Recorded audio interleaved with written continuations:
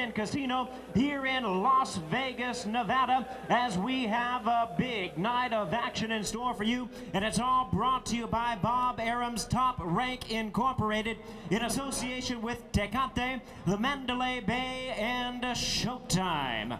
This bout coming your way is the first of our featured attractions. It is also brought to you in conjunction with Cedric Kushner Promotions and Duva Boxing. It is sanctioned by the NABF Supervisor Sam Macias, along with the Nevada State Athletic Commission. Introducing our three judges, they are all from Las Vegas, Nevada. Dick Houck, Robert Hoyle, and C.J. Ross. Introducing our third man of the ring, the referee in charge of the action. He'll be giving instructions after the introductions, Toby Gibson. All right, fans, here we go. 12 rounds of boxing for the vacant NABF Heavyweight Championship. Introducing to you first on my left, he is fighting out of the blue corner. Wearing white trunks with blue trim, he is originally from Uyo in Akwa Ibom, Nigeria, now fighting out of Las Vegas, Nevada. He weighed in at 247 pounds. He is undefeated in his campaign to the ring with 20 wins, no losses, 17 wins coming by way of knockout. Ladies and gentlemen, here is the Nigerian Olympic representative, currently ranked the NABF #3 heavyweight, introducing the Nigerian Nightmare, Samuel Peter. And his opponent across the ring on my right, fighting out of the red corner in this 12-round attraction, wearing white trunks with red trim, joining us from Long Beach, California. He weighed in at 226 pounds. His record stands at 41 wins, 4 losses, and 1 draw, with 36 big wins coming by way of knockout. Ladies and gentlemen, here is the NABF #1 ranked heavyweight contender, known as Half Man, Half Amazing, introducing Jeremy Williams. Once again, it's Toby Gibson, our referee in charge. 12 rounds of boxing scheduled. Okay, gentlemen, I've given your instructions prior to this fight in your respective dressing rooms. Considering this a legal punch on both boxers, and I want both trunks to stay at this height, including the ab belt. Do I have any questions from the red corner? Any questions from the blue corner? Give me a clean fight, obey my commands at all times. Good luck to both of you. Jeremy Williams, who has the look of a cruiserweight, especially next to Peter, has been a contender spoiler, stopping Swedish prospect Attila Levin the last time out. Can he do it again? Sam Peter predicts his second round knockout, adding, "I just want my fans to enjoy round 1. Undefeated, 17 of his 20 wins by way of KO. Bell, round 1 scheduled for 12 for the NABF heavyweight title. Williams, who never minces words, says, "I'm a man, he's a boy. If I can't beat this guy, then I don't need to be in boxing anymore. I need to get a day job at Dunkin' Donuts." It's really like pulling teeth trying to get him to open up. Oh, yeah. He's Keep it clean inside, clean inside. Abusive, that's for sure. Now, in this fight, Jeremy Williams wants to make the pace. We've seen Peter before be very laid back and not very active, but already, look, we've seen more action in probably the first 30 seconds of this fight that we saw in the Jofar fight from Peters for the whole fight. So clearly the pace has been set by Williams, but Peter very happy to accommodate so far. 7 of Peter's victories have happened in the first round. 13 KOs within 2, 14 of his 17 KOs in 3 or less. However, as mentioned, his last 2 went the full 10. Is it an aberration, or is that the real Samuel Peter? Williams with 14 first-round knockouts, 25 of his 36 KOs within 3. Unbeaten his last 7 fights. Now there's the right hand from Peter following the jab. That's a very important punch for him. Williams is, for the most part, staying on the outside, and if he gives Peter this kind of room and Peter can throw those right hands, it'll be a problem, but Williams with his own right. Williams in the red, white, and blue, 6-0-1, 4 knockouts since his last defeat. a fifth-round TKO loss to our old friend Brian Nielsen back in April 2000, in which, how do you figure that one? well, Williams claims he was deliberately food poisoned in a wild, crazy scenario in Copenhagen, Denmark. There's a right uppercut. Not by Peter, but by Williams. So far in this first round, there's been a difference in hand speed. Williams has better hand speed, but then Williams expected that. The question is, can he hurt Peter when he hits him, and will he get nailed by Peter? Wild swing and a miss by Peter.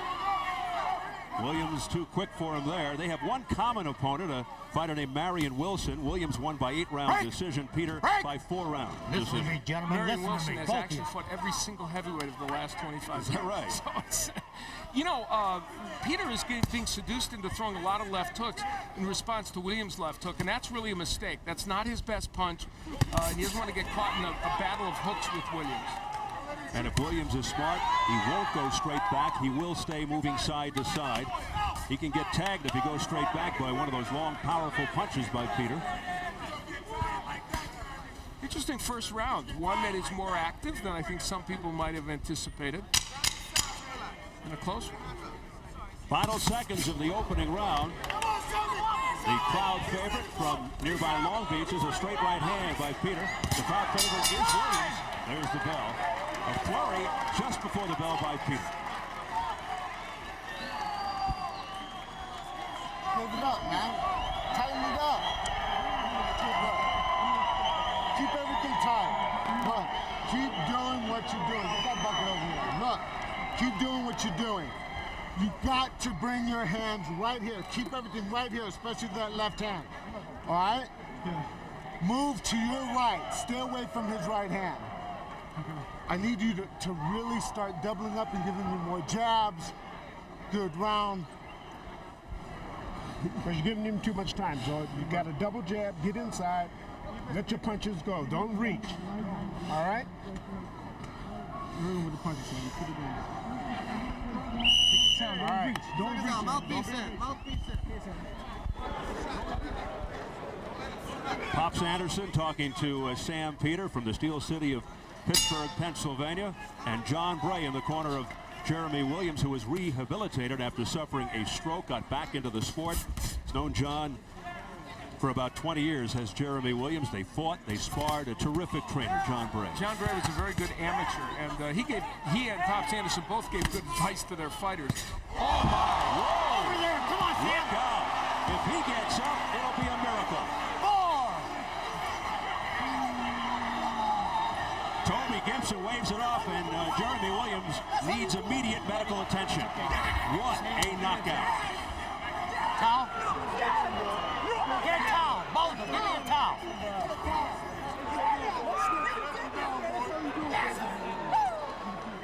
Hang on. Just take some breath.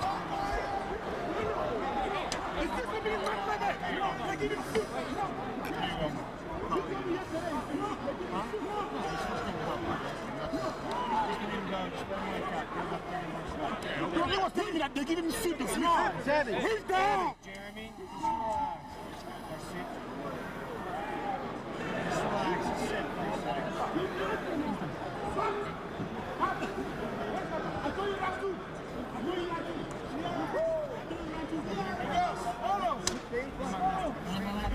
I got it.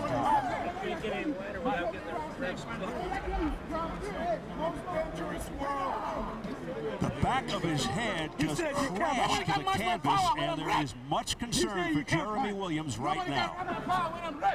They are trying to get the mouthpiece out. I believe they did, and now, of course, the physician is in there looking at him. And one thing about Nevada, of course, the best medical care available in this state for a fighter who's in this situation.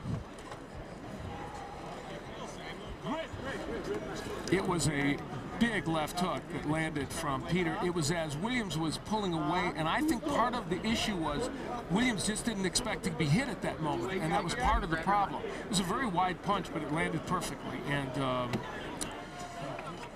has created this very, very difficult situation right now, and everybody in the ring very concerned, and everybody here at ringside concerned as well, hoping that Jeremy Williams will be conscious. And Anxious moments here for Jeremy Williams.